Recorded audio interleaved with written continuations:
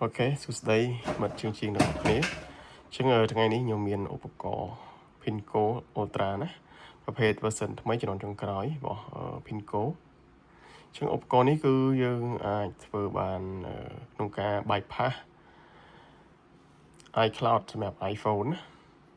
ជំនាន់ chip A12 និង A13 ចឹងបងបងមានឧបករណ៍នេះមួយយើងអាចធ្វើការ bypass បានហើយប៉ុន្តែយើងត្រូវការ tool មួយទៀតដើម្បីbypass វាចឹងឧបករណ៍នឹងមួយហើយនឹង tool មួយ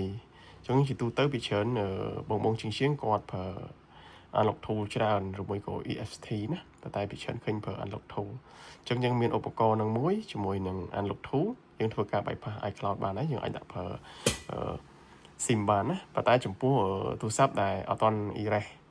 ជាប់ Hello ណាចឹងមានថាទូរស័ព្ទតែជាប់ pin code តែជាប់ iCloud ចឹងយើងអាចធ្វើការ bypass ប្រើ SIM បានប៉ុន្តែសម្រាប់ទូរស័ព្ទដែលជាប់ Hello ដែលយើង erase ហើយគឺយើងអាច bypass ប្រើ Wi-Fi បានដូចតែពីមុនដែរណាគាត់ថាឧបករណ៍នេះយើងងាយស្រួលក្នុងការចូលទៅក្នុង DFU mode ដើម្បីងាយស្រួលឲ្យធ្វើការ bypass ដើម្បីស្គាល់ដោយវាដែរណាជាងងាយស្រួលកាលពីមុនយើងអត់មានឧបករណ៍ហ្នឹងគឺយើងធ្វើការចុចដើម្បីចូល recovery mode ចឹងណាតែឧបករណ៍នេះគឺងាយស្រួលក្នុងការចូលគ្រាន់តែយើងការចុចលើប៊ូតុងទៅគឺយើងអាចធ្វើការចូលហើយធ្វើការ bypass បានហើយងាយស្រួលបំផុតទៀតគឺបងដែលមាន unlock tool គឺ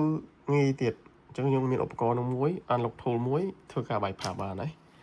ងាយណាហើយនៅក្នុង stock យើងមានចំនួនច្រើនអញ្ចឹងសម្រាប់បងជាងដែលមានតម្រូវការគឺអាចមករកបានណាក្នុងតម្លៃល្អណាតម្លៃត្រឹមតែ$9ទេក្នុងមួយគ្រាប់ប៉ុន្តែខ្ញុំបញ្ជាក់គឺខ្ញុំអត់បង្រៀនទេ